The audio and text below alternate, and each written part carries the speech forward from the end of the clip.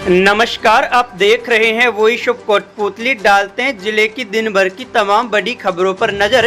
कोटपूतली बहरोड जिले में राष्ट्रीय राजमार्ग संख्या 48 पर सड़क दुर्घटनाओं में कमी लाने के लिए लेन ड्राइव जागरूकता अभियान चलाया जा रहा है। एसपी देवेंद्र कुमार बिश्नोई ने बताया कि नेशनल हाईवे पर चंदवाजी से सांजापुर तक लेन ड्राइव व्यवस्था लागू की जाएगी। इस व्यवस्था के तहत भारी वाहन बाईं और तीसरी लाइन में ही चलेंगे। पुलिस द्वारा वाहन चालकों को जागरूक भी किया जा रहा है।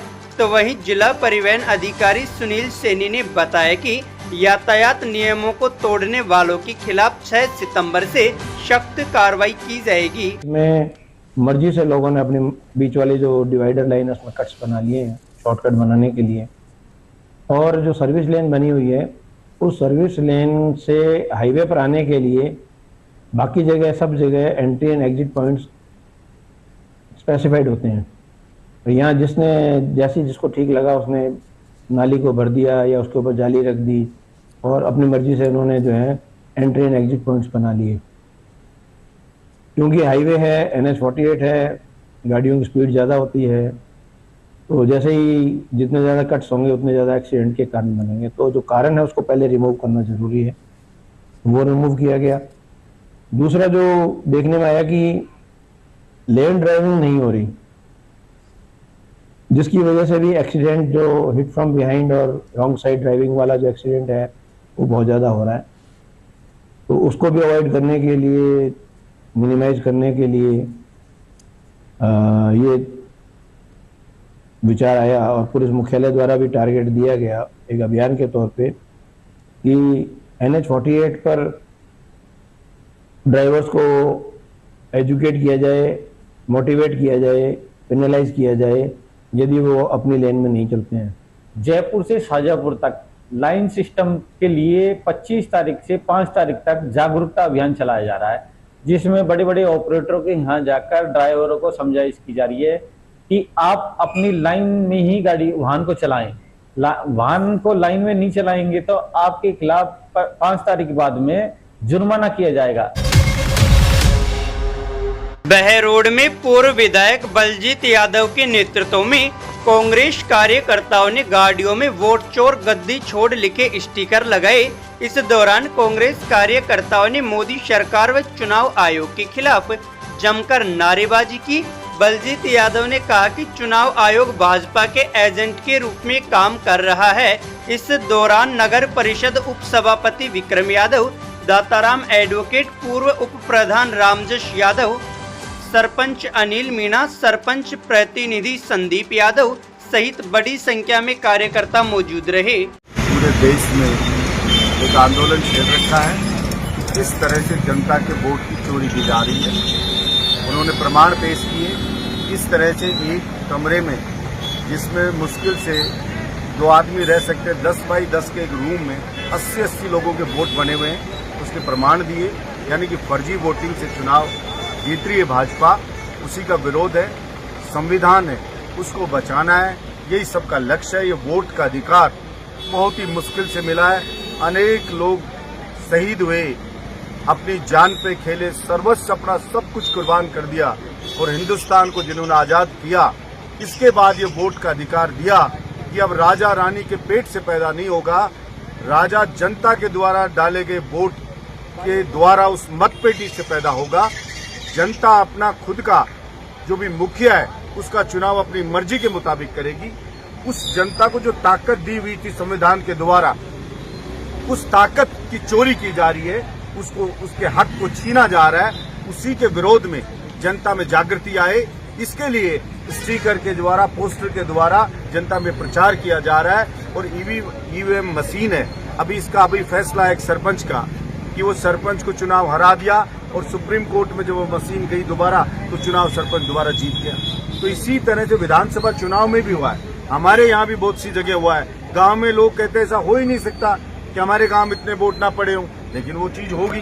तो यही सब चीज को लेकर के कि पारदर्शिता हो, इलेक्शन कमीशन है वो एजेंट की तरह काम नहीं करे, जो भाजपा के एजेंट की तरह काम कर रहा है वो जनता के मुताबिक काम करे, निष्पक्ष काम करे।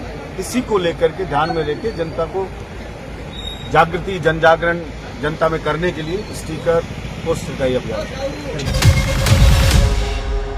बहरोड क्षेत्र में लगातार हो रही बारिश से कस्बे के निचले इलाकों में जल भराव हो गया, जिससे लोगों को आने जाने में भारी कठिनाइयों का सामना करना पड़ रहा है।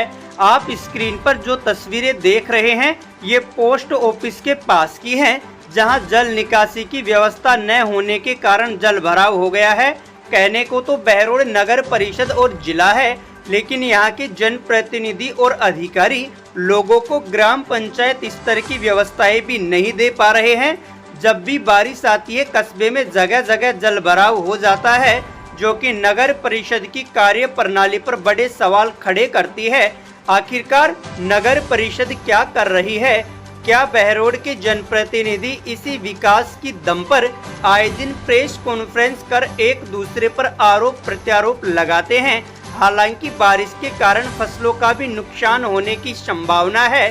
बाजरे की कटाई चल रही है, ऐसे में खेतों में पानी भरने से फसल बर्बाद होने की आशंका है।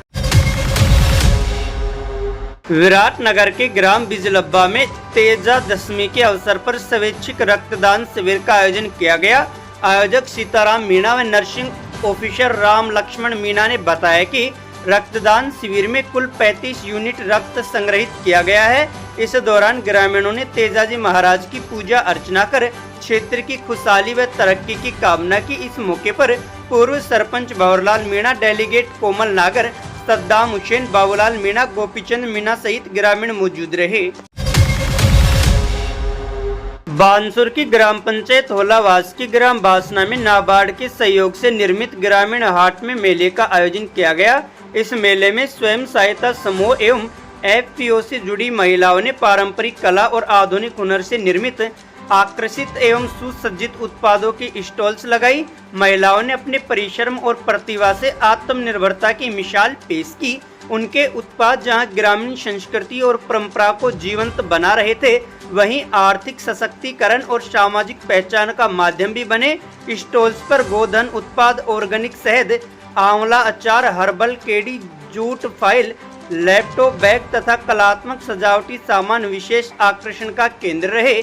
इसके साथ ही ग्रामीण कारीगरों द्वारा बनाई गई लकड़ी के खिलौने, मिट्टी के कलात्मक खिलौने, पारंपरिक बर्तन, सजावटी सामान और अन्य हस्त निर्मित आर्टिकल्स भी लोगों की खास पसंद बने। यह मेला ग्रामीण महिलाओं और पारंपरिक कलाओं की मेहनत, स्वावलंबन और उभरती नई पहचान का प्रतीक बनकर सामने आया। पूर्व डिप्टी सीएम सचिन पायलट ने मीडिया से रूबरू होते हुए पंचायती राज व निकाय चुनाव को लेकर भजनलाल सरकार पर निशाना साधा। पायलट ने कहा कि यह सरकार हार के डर से चुनाव टाल रही है। इस सरकार में अगर कोई काम होगा तो कोर्ट कचहरी के आदेश से ही हो रहा है। आप देख रहे हो, अब जानबूझ के कभी परिसीमन का बहाना लेके, कभी आरक्षण का बहाना लेके नगर निकाय चुनाव, पंचायत चुनाव पोस्टपोन करते जा रहे हैं। और संविधान में लिखा है कि 6 महीने के अंदर चुनाव कराने पड़ेंगे। चुनाव क्यों नहीं करा रहे हैं? ना तो यूनिवर्सिटी का चुनाव करा रहे हैं, ना पंचायत का चुनाव करा रहे हैं। वो डर रहे हैं क्योंकि जो सरकार 1.25 साल में इतनी अपनी लोकप्रियता खो देती है, वो चुनाव से डरती है। इसलिए चुनाव वो कब कराएंगे मुझे मालूम नहीं, लेकिन जब भी कराएंगे जनता का आक्रोश सामने आएगा। या अन्य हजारों बीघा जो जमीन है वो कंपनियों की भेंट चढ़ रही है, क्या मानते हो इसके पीछे आप? भाई, जो तथ्य अभी तक मेरे सामने जो आए हैं, मुझे लगता है कि सरकार ने जो भी काम किया अब तक पूरी तरह पारदर्शी तरीके से नहीं किया। और ये बहुत बड़ा जिला है, यहाँ ज़मीन बहुत ज़्यादा है, लेकिन उसका सदुपयोग हो सबसे पहले जो यहाँ स्थानीय लोग हैं उनके जनहित को देखकर कार्रवाई करनी चाहिए, ना कि कुछ कॉर्पोरेट लोगों को मदद करने के कारण। सर, छात्र राजनीति की बात करें, तमाम लोग वहीं से निकलते हैं, लेकिन आपकी सरकार ने चुनाव बंद किए तो अब तक चुनाव शुरू नहीं हुए। कहीं ना कहीं जो बड़ी बड़े पदों पर बैठे वो तमाम लोग। अरे सरकार तो बदल गई 2 साल पहले। अब कब तक आप सरकार को दुहाई देते रहेंगे? इन 2 साल में आपने क्या किया है? आपके क्या कारण है चुनाव ना कराने के, मुझे बताइए। उस टाइम चलो कोविड आ गया था, एक वो आई थी कमेटी की रिपोर्ट आई थी, लागू करने का एनी नेशनल एजुकेशन पॉलिसी आ गई थी, जो भी कारण रहे। अब क्या कारण है? किस कारण से चुनाव नहीं हो रहे? भाई, हम तो कह रहे हैं हो सकता है आपके लोग जीत जाएं, चुनाव तो कराओ, क्योंकि विश्वविद्यालयों से बहुत, ये हरी जी बैठे हैं, बाकी लोग बैठे हैं, मुकेश जी बैठे, ये सब चुनाव लड़े हैं और वो एक प्रयोगशाला है नेतृत्व पैदा करने की। तो वहाँ पर मैं मानता हूँ वहाँ पर चुनाव संयमित हों और कोड ऑफ कंडक्ट लागू हो और डिसिप्लिन तरीके से चुनाव हो। लेकिन चुनाव ही ना कराना तो ये तो मुझे लगता है कि वो डर रहे हैं कि जनता को फेस कैसे करें। सर राजस्थान में सबसे ज़्यादा बिजली का उत्पादन जैसलमेर और बाड़मेर करता है, लेकिन सबसे ज़्यादा किल्लत भी इसी को झेलनी पड़ती है। इस पर क्या आपको लगता है क्या होना नहीं तो चाहिए? कई बार मैं देख चुका हूँ सरकार के स्टेटमेंट्स कि यहाँ पे सरप्लस बिजली का उत्पादन है और हम ये कर रहे हैं वो कर रहे हैं, लेकिन पहले घर वालों को तो पूर्ति करो। तो कुएं के पास वाले प्यासे पड़े और आप दुनिया भर को पानी पिला रहे हो, ये कहाँ की सुध-बुद्धि है। अगर अभी तक आपने चैनल को सब्सक्राइब नहीं किया है तो चैनल को लाइक, शेयर व सब्सक्राइब अवश्य करें। जिले की तमाम छोटी बड़ी खबरों को जानने के लिए बने रहे वॉइस ऑफ कोटपूतली के साथ। बालाजी फिनसर्व, जहां मिलती है आपको वाहन बीमा, स्वास्थ्य बीमा, म्यूचुअल फंड, जीवन बीमा, फाइनेंस, साधारण बीमे की सभी सुविधाएं। कार्यालय बानसूर महाविद्यालय के पास, बाईपास रोड बानसूर। मुख्य कार्यालय लालकोठी कोटपूतली। अधिक जानकारी के लिए संपर्क करें 8302367656।